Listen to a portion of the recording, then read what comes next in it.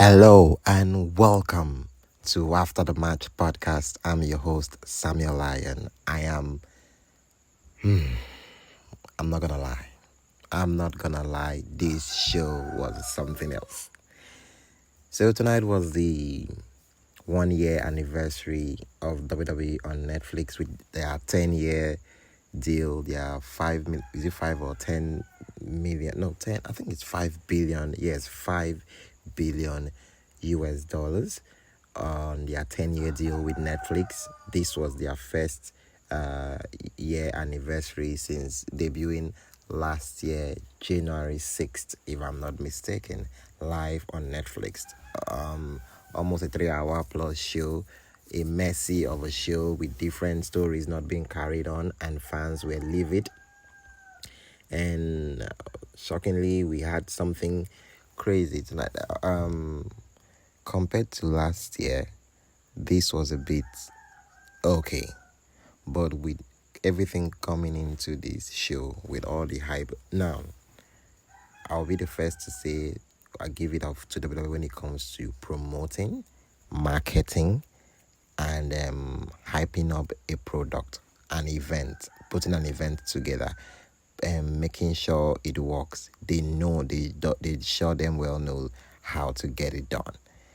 But the crazy thing is when you do all of this and you amp the anticipation up and then you under deliver. Now, in defense to them, they did not outright say, they not outrightly, tell you like this, but they left hints everywhere, from the general manager Adam Pierce with his weekly video, using the breaking down walls, and fans were like, there's no way they don't know that fans are waiting to see Chris Jericho is the top of the list discussion now. Everybody is waiting for Chris Jericho to make a return back to the company, and they hinted everything. I was just funnily, I was laughing off my ass. I'm like, oh shit. Everybody was literally throwing out code breakers up and down. Not as if these superstars were not already using these moves, but it was the way and manner things were being done. Even with Chris Jericho, with Corey Graves dropping learning tree comments tonight, like everything was like, okay, so Jericho is coming. And with the main event, which we'll get into, with everything going on, everybody was like, oh, LA Knight is making a return. What is it going to happen? At some point, I was like, I don't want to see LA Knight tonight. But if there's supposed to be a return, or if there's going to be a return, it better be Jericho. And maybe if Bron is not winning, which I might not have an issue. At some point during the match, I was like, oh, Bron should win, but I don't really have an issue if the show ends with Punk winning the championship and then Jericho comes out. My goodness, they did not do anything. Even the Stranger Things, you're talking about the Stranger Things. I don't know about the Stranger Things, but this show was nothing close to it. Obviously, this show was everything but strange, because you really watching like a lot of what the is going on here. So we'll try and get in on the show, and before we do that, shout out to our guys at Sports Jedi Network. This past Saturday, you can check out the stream on Sports Jedi Network YouTube channel. I was able to be a part of that show. I loved every single bit of the moment I spent in there with Sakev on the show. We broke down a whole lot of things, and it was amazing. And obviously, I'm so elated to be here to do After the Match podcast EP07, our first for Raw review in a while, and hopefully we'll get to do this often. So thankfully, WWE is going to Europe. Their European tour kicks off this Friday, meaning we'll get to me, because as of right now during this show, this is 5:17 a.m. So by next week, by Friday, all the shows till I believe the Royal Rumble season is over, we'll be able to get it earlier than now, until they get back to the US soil. So once again, welcome to After the Match podcast. I'm your host, Samuel Lyon. This is our Raw review for January 5th, 2026, live from Barclays Center in Brooklyn, New York. The 1 year anniversary of Netflix. Of WWE on Netflix, on Raw on Netflix, with the Strangers team style theme with 3 championships on the line. CM Punk put his championship on the line against Bron Brekker. We had for the first time since dethroning the since that was his first time since dethroning. I think his first time on television since championship match. If I'm not, since November 1st when he won the championship. So this is first. Definitely has to be his first defense. Was just a whole lot. So we'll try and get right in on the show. So the show kicked off with Io Sky and Rhea Ripley challenging the Kabuki Warriors of Asuka and Kairi Sane. Asuka and Sane for the women's women's tag team championship. So this will mark the letter for the 2 televised match. So Sky and Ripley have been looking to get their hands on Asuka and Sane since they turned their backs on Sky a number of weeks ago, culminating during last Monday's Raw, doing a brawl broke out between all the 4 women, with Sky and Ripley standing tall. So it was just one of those things that when the show kicked off with these women, and these women did an impeccable job. The action began, the bell rings and the 2 lock up. Sky trips Asuka, tags Insane, Sky dumps Sane out of the ring, and Ripley delivers a cannonball off the apron to level Asuka and Sane on the outside. We went to a commercial break. During the commercial break, Ripley runs over Sane with a clothesline inside the ring. Sky tags in Ripley, whips her into Sane in the corner. She lands a pair of right hands on Sane's spine, then tags in Asuka. Asuka continues wearing down Ripley and tags Sane back in. Sane delivers a right hand to Ripley off the top rope and tags out Asuka. Asuka pins Ripley, but Ripley kicks out before Sane tags in back from the break. Sane flies off the top rope, but Ripley catches her and connects with a fallaway slam. Sky tags in and connects with a sling blade on Asuka, then lands a missile dropkick on Asuka off the top rope. Sane tags back in and lands a pair of double boots on Sky's back. I love that sequence, that double stomp that Sane did to Sky off the top rope, like it was crazy.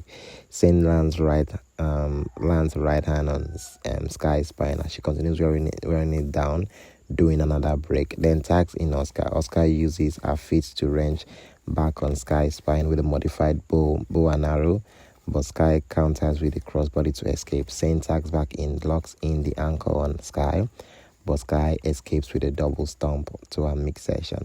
Back from the break and tags in Ripley. Ripley delivers a drop kick to Sane, then tags out to Sky.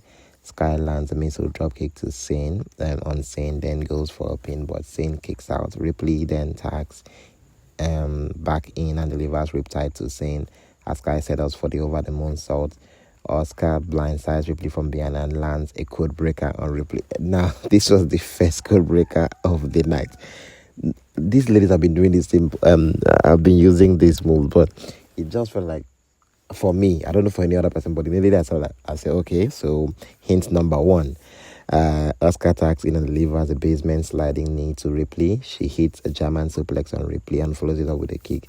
Sane tags back in and lands a double sliding forearm on Ripley with Asuka. Asuka and Sky then tags back in and Asuka rolls up Sky. Sky kicks out, then delivers a double stomp to Asuka's midsection. That was impact. I love that. It was so fluid, and like Sky is like literally, if not one of the best, if I'm not going to use the word the greatest, when it comes to the in-ring work. Then against Asuka, we know how incredible Asuka is. Then delivers a double stomp to Asuka's message and follows it up with bullet train attack. Ripley then tags in and delivers Riptide to Asuka. Then Sky follows it up with an over the moonsault to Asuka and delivers a procedure to Sane on the outside. Ripley then pins Asuka for the win. Winners and new WWE Women's Tag Team Champions, Io Sky and Rhea Ripley. Now, this came off really wholesome, if I might use that word, in a way that says the championship is back on two of the most. Shout out to Ripley, because Ripley last year on this show won back a women's championship from Liv Morgan, and this year she's a tag team champion. I just love the fact, and she's been out of the title picture in a very long time. So it's great to see WWE try to capitalize on this newfound team, this newfound stardom, because heels stocks have risen since last year, and she and Ripley have been like a good thing on TV, and their matches have been great. They get reaction every time they are out there. So even if I would love to see Ripley on a singles run as a champion and getting the championship, like, it feels right to be like, okay, so we have a good thing here, so let's just piggyback off it, let's roll with it, let's just run with it first, let's see where this ride goes, until when we feel like maybe the fans are like, Ripley has been there, done that, so cool, let this woman go on a terrifying run. We need to get her back out there, as she's the star of the entire women's division at the moment. So I love to see them tagging, and it was a wholesome moment to have them win the championship. So congrats to our new champion there, Io Sky and Rhea Ripley. We then head backstage where Adam Pearce runs into Gunther and demands he show some respect. Gunther is a fucking troll. Gunther laughs in Pearce's face and makes his way out to the ring. So we hear from Gunther. Fan rain boos on Gunther. Gunther was just loving every single bit of it. He obviously, Gunther, acting him like laughing in the face of fans, standing on the announce table, raising his, he now has a t-shirt that says, he tapped out like a little, what. So I was shocked when AJ came out. At this point, I'm not gonna lie to you. This is what happens when we wrestling fans, we get our hopes up. And, well, that has to say WWE does their work well. This was where I was thinking, wait, are they going to debut? Are they going to bring back this man? Yeah, this man meaning Chris Jericho. And that was not what happened. Definitely, I was most shocked when I saw the next person that came out, which was AJ Styles. And I'm like, wait, AJ Styles? Because fans were already saying, oh, WrestleMania match. Oh, his last match, WrestleMania, he has to be against Gunther and all. And guys, I get to break this to you. So with Styles coming out, Gunther asks Styles what I want to come and tell him about respect. Then he's punching above weight. Styles looks to speak, but Gunther keeps cutting him off, gloating how he beats the greatest and how he's the best wrestler in all of WWE. Well, spoiler alert, he's not wrong. He continues bragging about tapping Cena out. As Styles become more frustrated, he asks Styles what he's going to do about it. As Gunther does Cena's signature, "You Can't See Me," Styles slapped he slapped the living shit out of Gunther and stared him down, and just told Gunther, "I knew you were gonna do nothing." And I don't know how much Gunther is owing Styles, but he better pay up, because that slap meant something. We had Becky walk out of Becky Lynch makes her way out to the ring. Maxine Dupree follows. First off, I need to tell you, obviously, Becky's formatting, the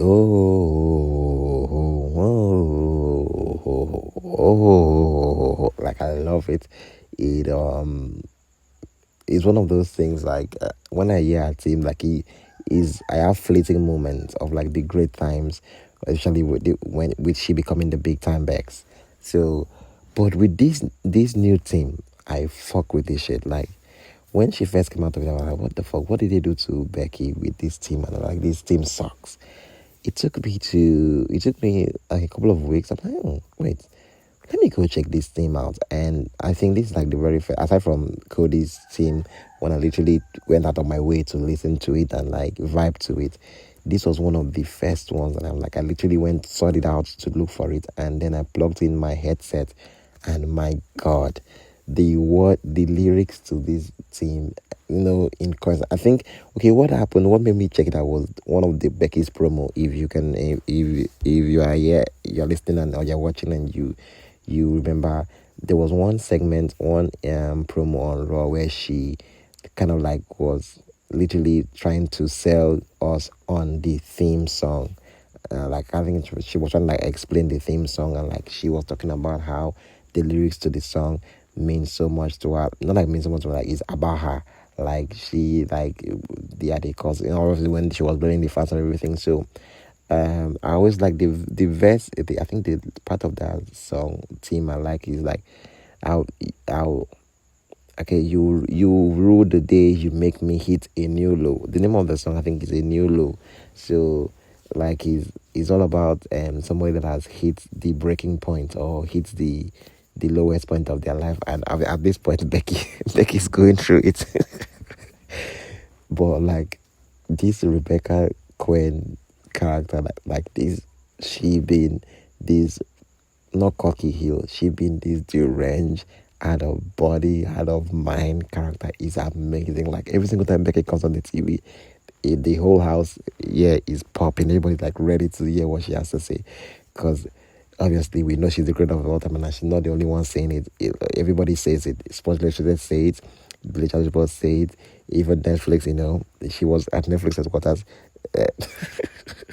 Becky is just a fucking champ. So yeah.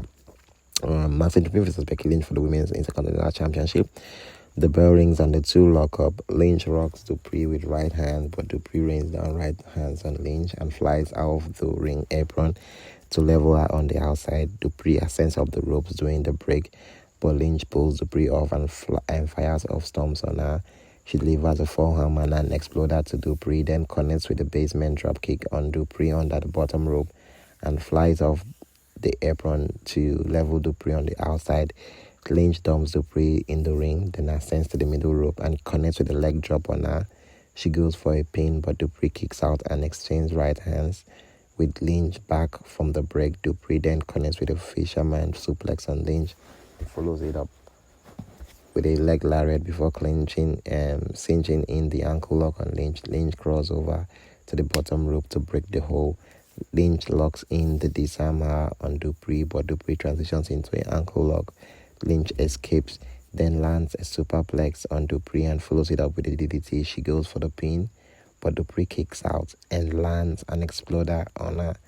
Like, we need to talk about how impressive Dupree is. Dupree hits a crossbody on Lynch off the top rope and pins her, but Lynch kicks out and lands a jawbreaker on Dupree.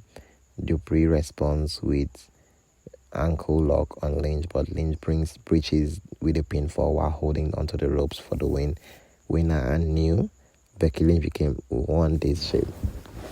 So I need to first of all shout out to Maxine Dupree. The improvement from her has been jaw dropping in a way that says, I'm not saying no, she's the greatest in the ring. I'm just saying like Maxine now compared to Maxine even 2 months ago is crazy to to imagine.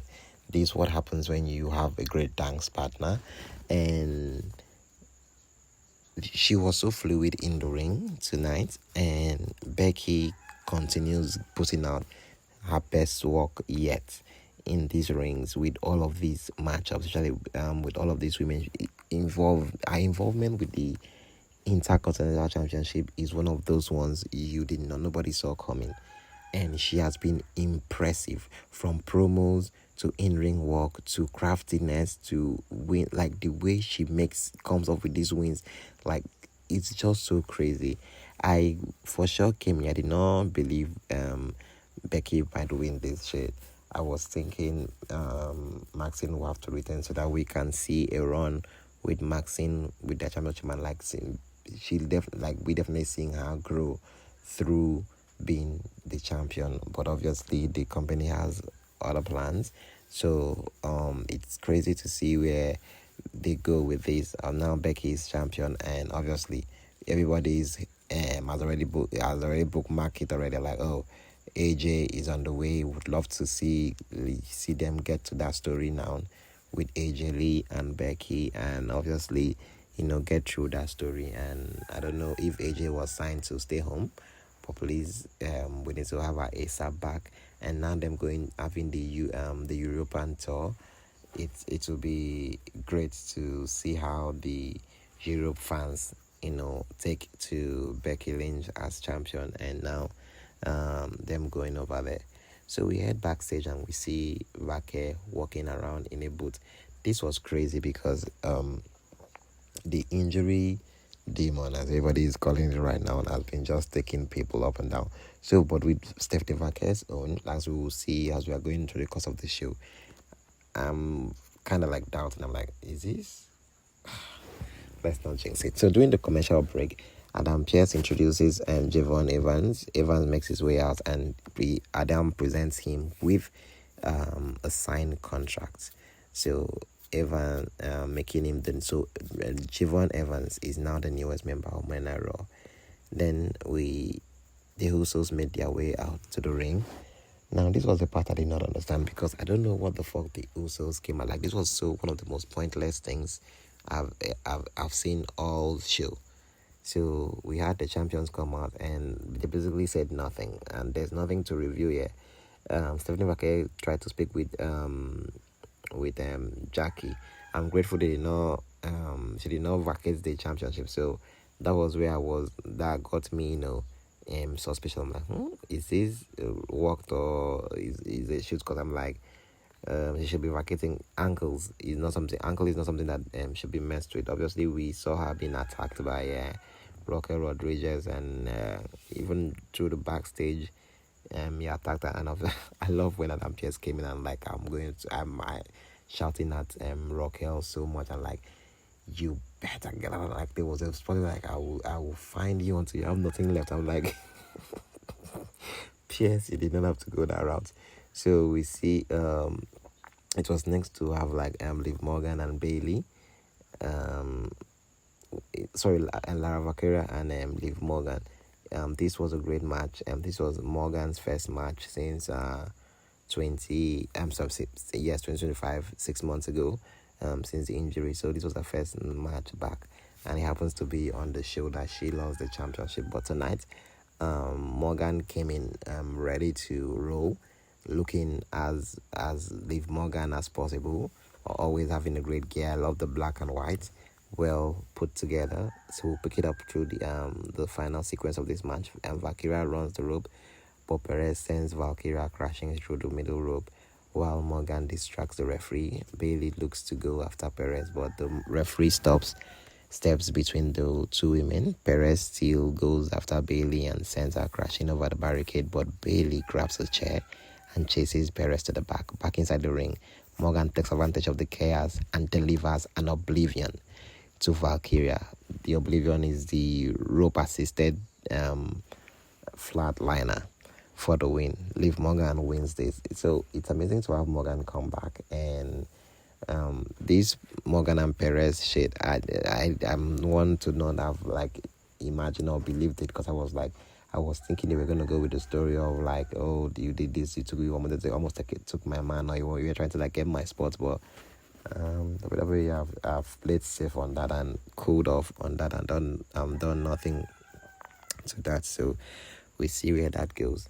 So Bron Brekker and Paul Heyman then make their way to the ring. This was for the main event, the championship. So before this, everybody was like, what is going on here? No surprises, no returns. Aside from Javon Evans, that even brought him out in during the commercial breaks. It was not like a banger show where SmackDown had new faces, new stars. They came in, they made a presence, they made promos, they came out, they had matches. Like, nothing of that. Like, I was like, wait, are we in a world where SmackDown is better than Raw? Comparing show to show, I was like, what the heck are we watching here? And I'm like, okay, patience. So we had the World Heavyweight Championship match. I was like, something needs to happen here, because like something needs to happen, something significant needs to happen, at least to save this show. If not, this show is dead in the waters. So we had the two men came out, obviously, with CM Punk coming out as a troll of CM Punk, that CM Punk can be with the varsity gear as the Bron's father and uncle used to come out with. The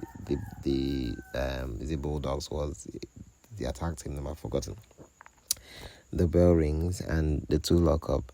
Brekker levels Punk and wears it down with during the break, but Punk pins Brekker.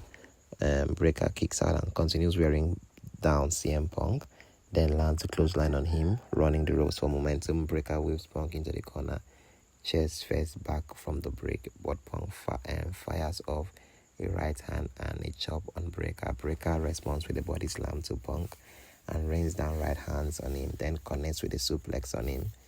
Punk set up for a GTS on Brekker, but Brekker reverses it into a follow-away slam on Punk and delivers a chop to him. He rocks Punk with a high knee to the side of the head, then follows it up with a Godbuster and goes for a pin.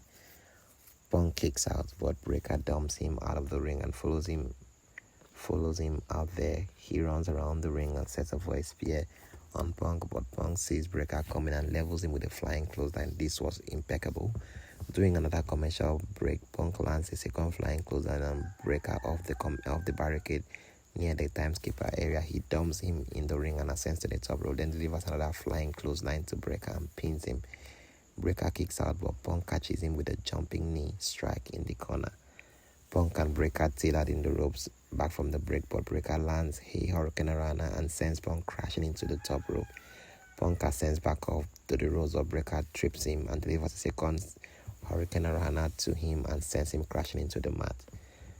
That's always freaking incredible when you see Brekker do that, and you're like, he shouldn't be able to do that, but Brekker is a freak of a man.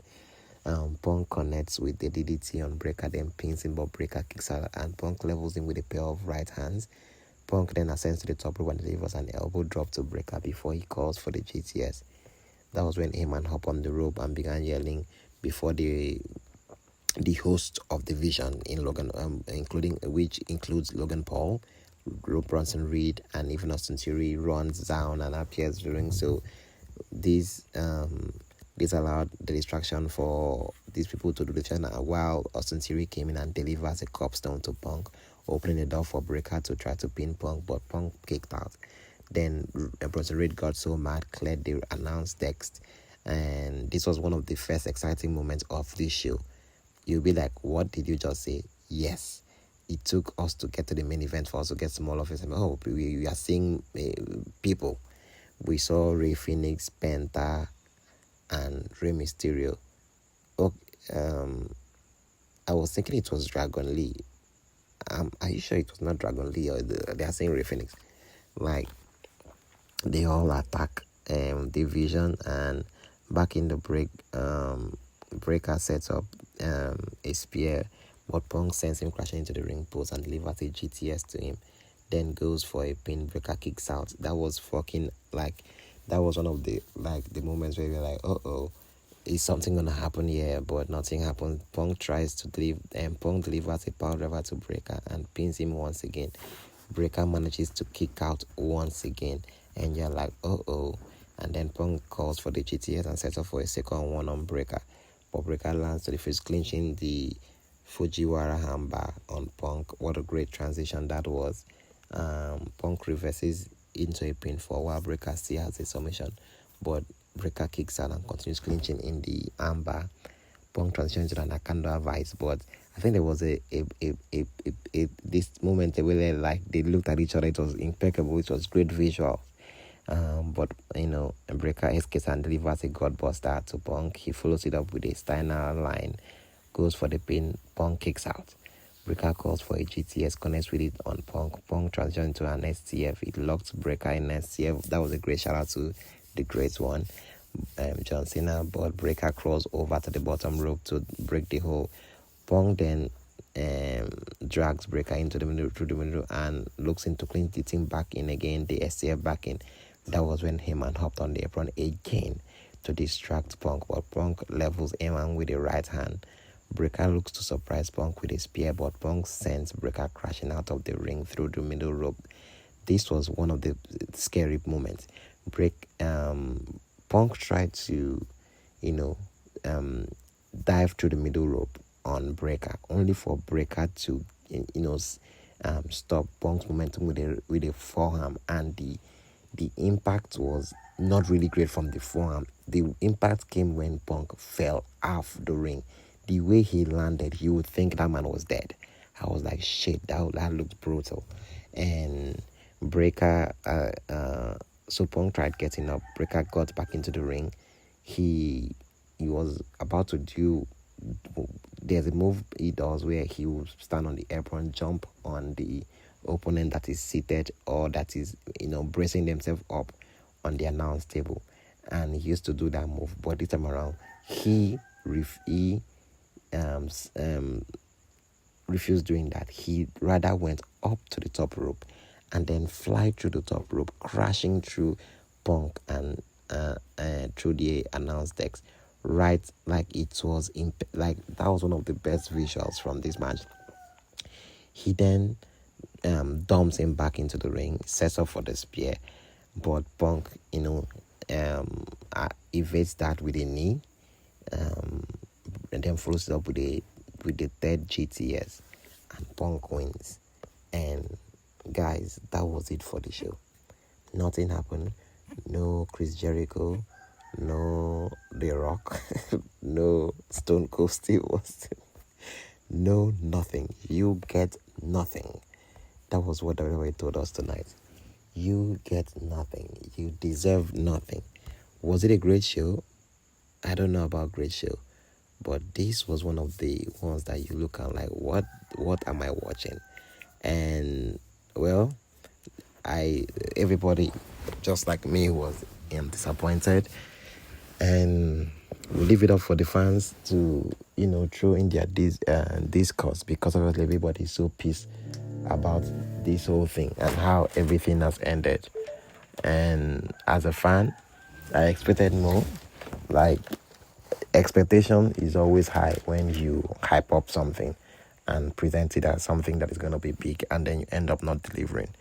I'm not totally putting the blame on the company. I take half of the blame as a fan. For me, this is subjective to me, because I was expecting so much and I got disappointed. So I take my disappointment, but they could have done better at least. Shout out to Rhea and Yoskai. Loved that win. Great defense by CM Punk. Great match. The boys went out there and played it well, and I'm so grateful. They were safe, they did it well, and they came out victorious. So that was it for WWE 1 year anniversary from Barclays Center. Barclays Center? Yes, in New York. Yeah. So this was After the Match podcast with your host Samuel Lyon. So always stick here. We'll have great live, the Chronicle podcast live interview podcast sessions, live stream on our YouTube coming up this week. They will have a lot of content coming up this week, and hopefully you stick with us. Please like, share, subscribe, sound off on the comment section what you thought of the show. What do you think of the show? Was it an A show to you? Was it a B show? Was it a B? What was it for you? I still remain your host, Samuel Lyon, and this was After the Match podcast. Yeah, on Hello Media.